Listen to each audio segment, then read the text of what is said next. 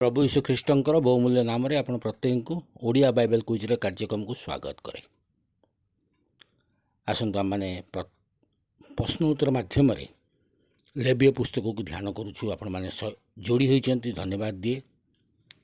यही कार्यक्रम द्वारा आम निश्चिंत भाव में अनेक विषय शिक्षा लाभ कर अन्य मानक अंशी करातु। विशेष संडे स्कूल छात्र छात्री मानक एथरे जोगदेवा निमंते उत्साहित करंतु। गत काली जो प्रश्नटी पचरा जाइतिला ता थिला पापार्थिक बलिर रक्त नहीं हारणक पुत्र गण सर्वप्रथमे केउठारे देले।